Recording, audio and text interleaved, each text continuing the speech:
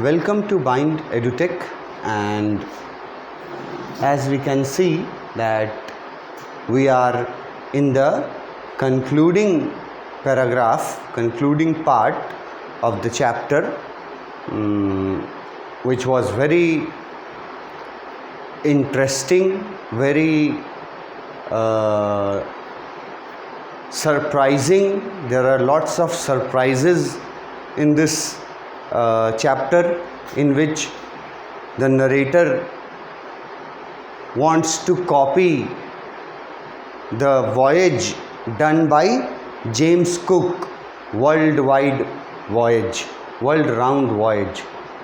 तो वो भी निकलता है और बहुत सारे बुरी परिस्थितियों का उनको सामना करना पड़ता है, और एक बार के लिए तो नरेटर जो है वो ये फील करने लगता है कि अब हम लोग नहीं बचेंगे, लेकिन फिर टर्न होता है स्टोरी और उसका बेटा और बेटी आकर के बताते हैं कि आप जिस आइलैंड की तरफ कैलकुलेशन करके बताए थे, है ना, हम लोग वो आइलैंड देख पा रहे हैं अपने शिप से।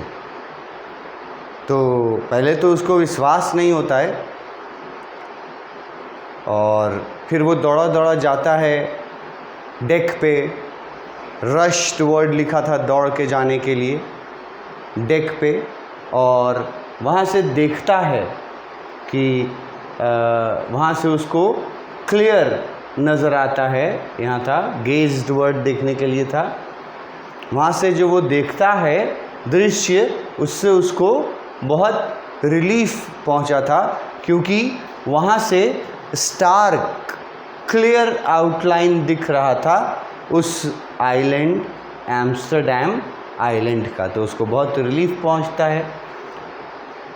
उसके बाद वो लोग रात का समय था, फिर वो लोग कहीं अपना शिप उस आइलैंड से थोड़ी दूर पे ही अपना शिप एंकर्ड कर देते हैं। अब ये एंकर्ड कर देते हैं का मतलब क्या है, ये मैंने पिछले वीडियो में क्लियर बताया था। एंकर्ड वहाँ लिखा हुआ था और मैंने बोला था ये सब यूज़ करना है। तो दे एंकर्ड देयर शिप ऑफ शोर, एक वर्ड ये भी मैंने आपको बताया था। दे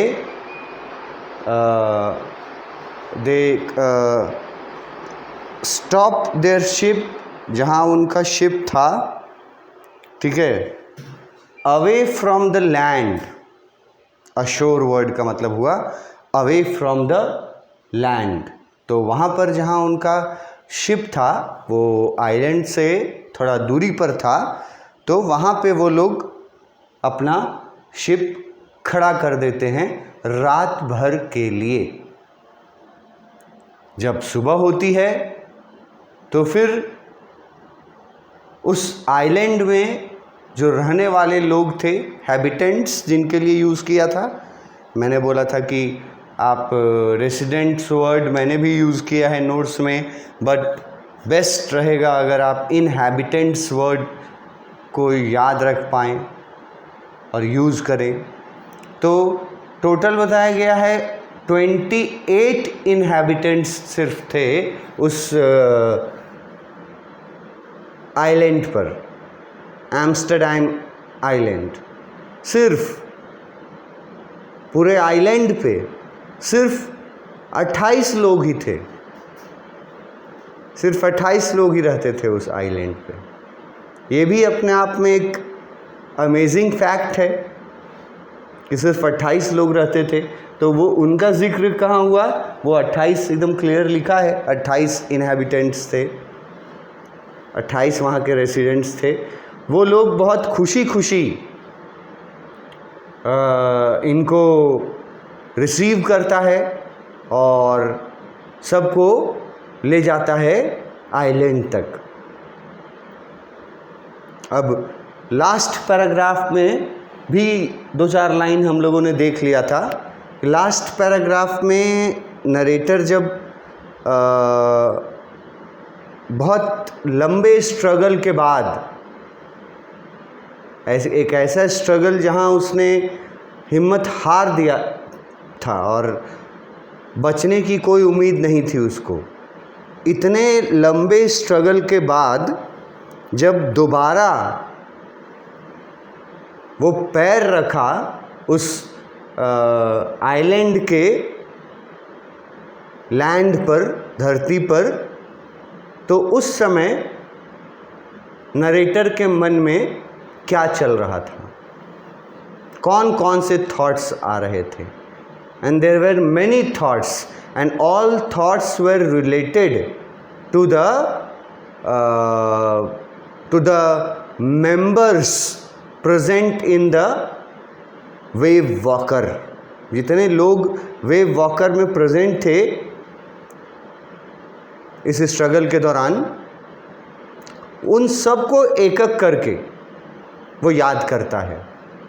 और वो मैंने बताया था कि याद करने का यहाँ मतलब हुआ कि वो थैंकफुल होता है, ग्रेटफुल होता है उनके प्रति। सबसे पहला नंबर वो आ चुका था, herb and Larry, Larry and herb, ये आया था।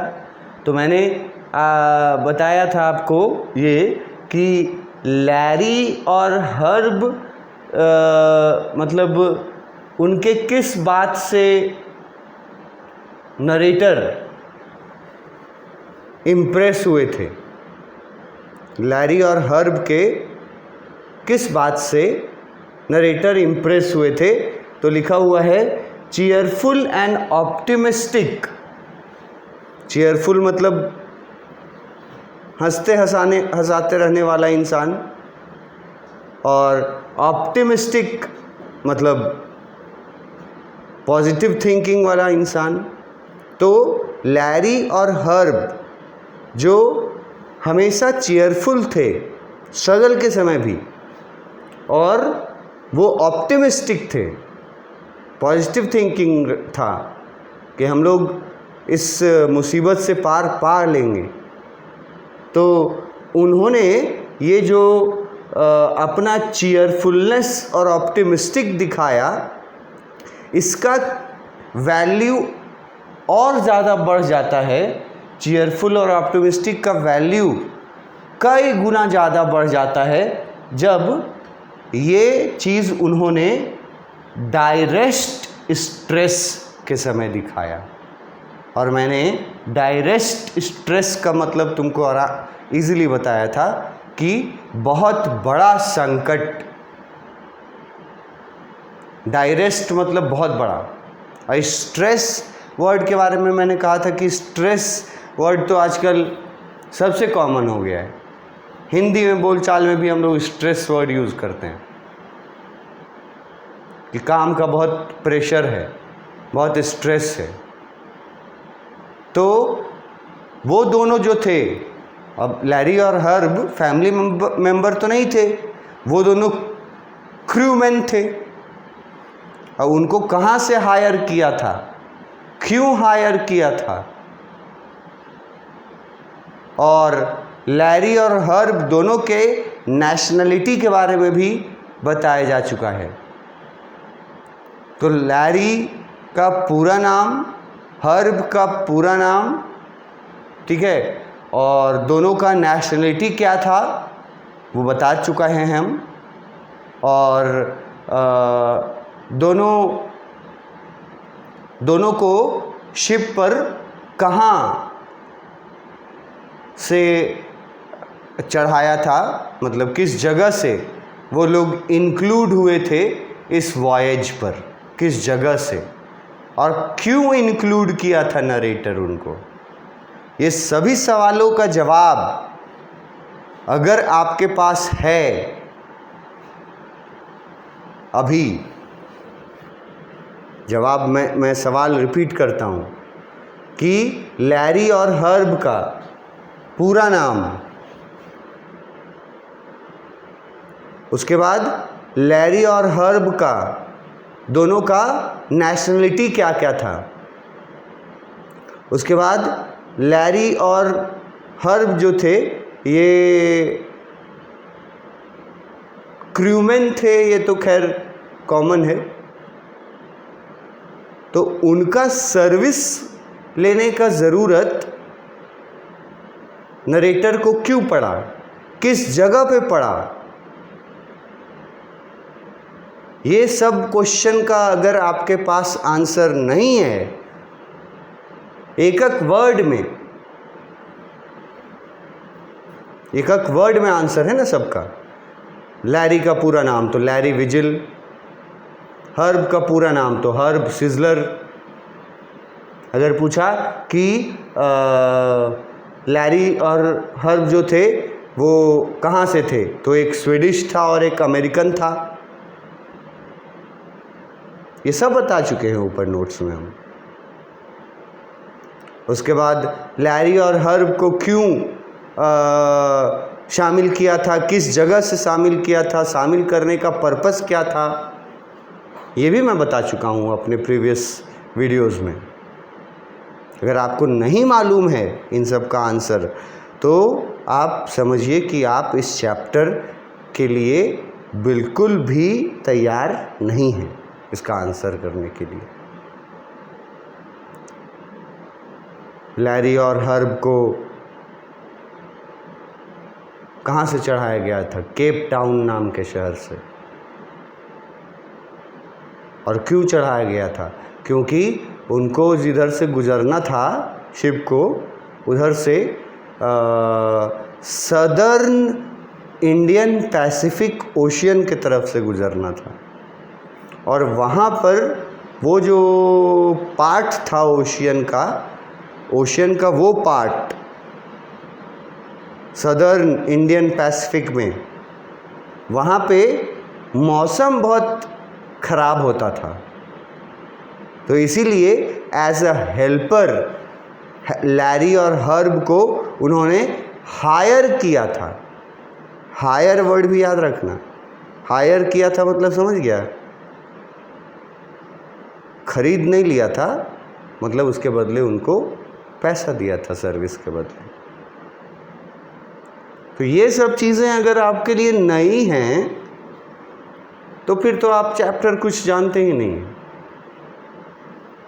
ये सब तो चैप्टर का बेसिक चीज़ है जो पता होना चाहिए। अभी हम लोग डिस्कस कर रहे हैं कि लैरी और हर्ब के बारे में क्या सोचा।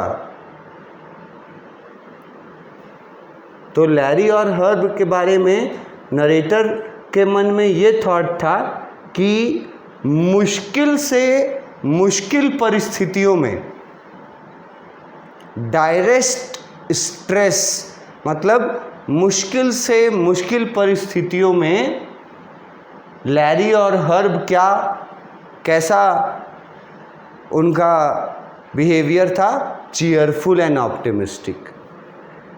अब देखो, एक अगर अच्छा कंडीशन हो, मतलब अच्छा सिचुएशन हो, सब कुछ अच्छा चल रहा हो, उस समय अगर चीयरफुल और ऑप्टिमिस्टिक होते हैं आप, समय अच्छा है, उस समय अगर आप खुश रहते हैं और पॉजिटिव सोच रखते हैं तो भी अच्छी बात है। लेकिन उससे ज़्यादा वैल्यू तब होता है ना जब समय आपका खराब हो, जब आप सामना कर रहे हो ज़िंदगी का और मौत का लड़ाई के बीच में आप हो। मतलब उससे ज़्यादा वर्स्ट कंडीशन नहीं हो सकता है। उस समय अगर आप चीयरफुल और ऑप्टिमिस्टिक रहते हैं तो उसका वज़न बढ़ जाता है। तो उनके ये वर्ड याद रखना, ये वर्ड याद रखना और ये वर्ड याद रखना, 3 लैरी और हर्ब के बारे में, ठीक है, उनके बारे में ये याद किया। उसके बाद अपनी वाइफ के बारे में, मैरी का चांस आया तो मैरी के बारे में वो क्या याद करता है? मैरी के बारे में याद करता है, यहाँ देखो, मैरी के बारे में याद करता है कि बहुत ये फिर यहाँ से ही शुरू करेंगे मतलब निकालना। क्रूशियल आवर्स मतलब क्या होते हैं? क्रूशियल आवर्स मतलब होते हैं मुश्किल समय, उसी को क्रूशियल आवर्स बोलते हैं। जब आपका टाइम खराब चल रहा हो, किसी मुसीबत में हो आप, और भारी मुसीबत में हो, जानलेवा मुसीबत में हो, तो ऐसे समय क्रूशियल आवर्स में मैरी जो थी वो क्या की थी? वो व्हील संभाली थी जहाज का। अब व्हील संभालना, अगर खाली ये बोला जाए, व्हील, मैंने आपको बोला था कि व्हील मतलब आप अगर अभी तक नहीं समझते हैं कि जहाज में व्हील किसको बोला जाता है, तब तो फिर बेकार है आपका पढ़ना। व्हील संभालने का काम की थी मैरी। अब सिर्फ अगर ये लिखा रहता, सिर्फ अगर ये लिखा रहता कि मैरी व्हील्स संभाली थी शिप का, मैं अपने जेस्चर से बता दे रहा हूँ कि उसका मीनिंग क्या है। जो मैरी के बारे में पढ़ रहे हैं, ये व्हील, वो मैं जेस्चर से बता रहा हूँ कि उसकी वाइफ ने शिप का व्हील कंट्रोल किया, उस पर वो रही, व्हील उसके हाथ में था। ये आम बात है। खास क्या है? क्रूशियल मोमेंट में भी वो, क्रूशियल आवर्स में भी वो व्हील को कंट्रोल की थी। ये खास है। जैसे ये चीयरफुल और ऑप्टिमिस्टिक होना तो कॉमन है, सब कोई हो सकता है चीयरफुल और ऑप्टिमिस्टिक, लेकिन विपरीत परिस्थितियों में चीयरफुल और ऑप्टिमिस्टिक होना ये खास बात है। तो ये भी, मैरी भी जो स्टीयरिंग संभालती है वो आम बात है, लेकिन क्रूशियल मोमेंट में संभालती है, ये खास बात है। फिर लिखते हैं नरेटर, फिर याद करते हैं कि इसको एक 7 साल की बच्ची को, और लिखे हैं मोस्ट ऑफ ऑल। अब ये मोस्ट ऑफ ऑल वर्ड जो है, ये क्वेश्चन में भी तुम लोग को मिल सकता है। मोस्ट ऑफ ऑल जो हाईलाइट किए हैं, तो इसका मतलब है कि उन सबसे ज़्यादा थॉट्स नरेटर के मन में किसके प्रति थे? तो डायरेक्ट लिखे नहीं हैं, लिखते हैं I thought of a 7 year old girl, कि चलो मैरी जो है और लैरी और हर्ब जो है, ये तो एडल्ट्स हैं, दे आर मैच्योर, तो उनसे तो एक्सपेक्ट किया जा सकता है। पर एक 7 साल की बच्ची,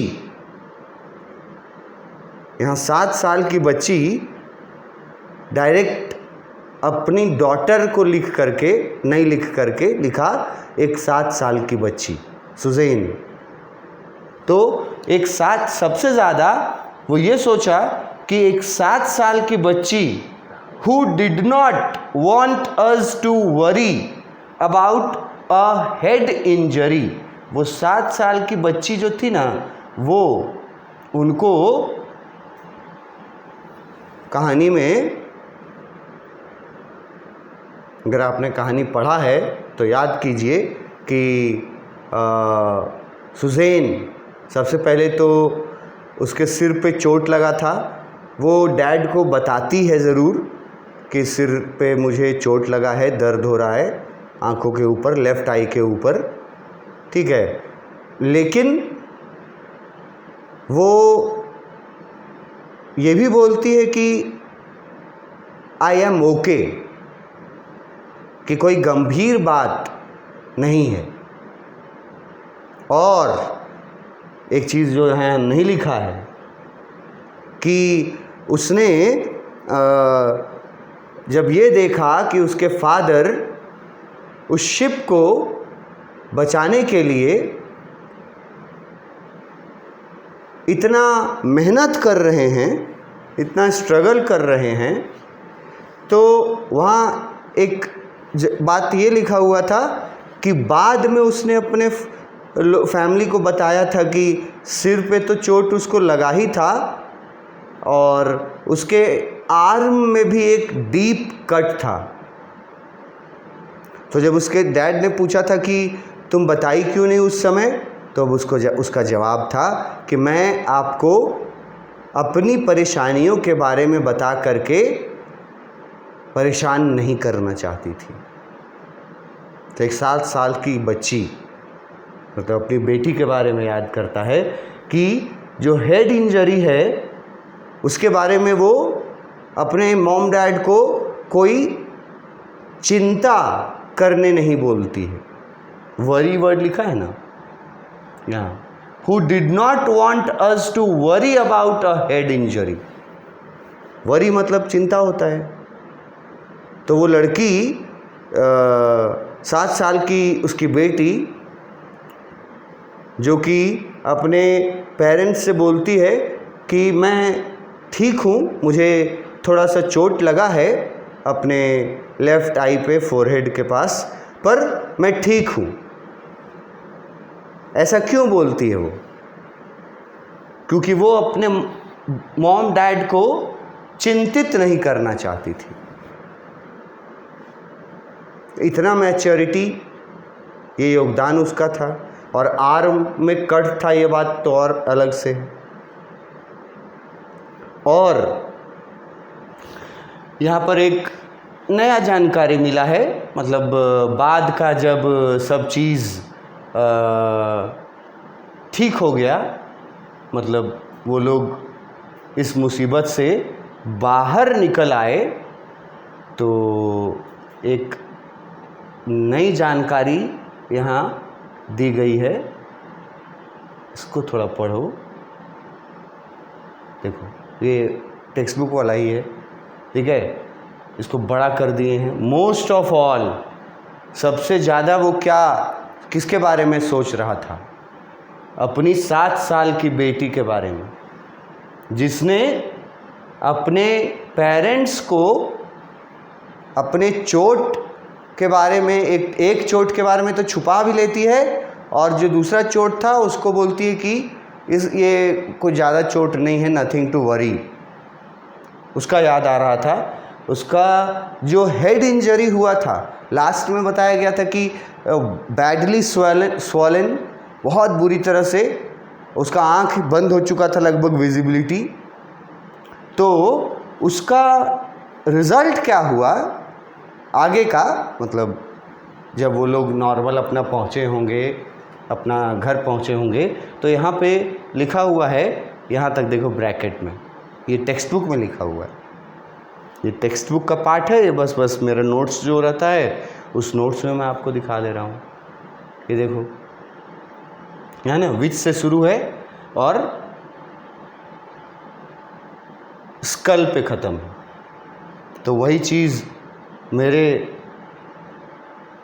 नोट्स में भी है, विच से शुरू है और स्कल पे ख़त्म है।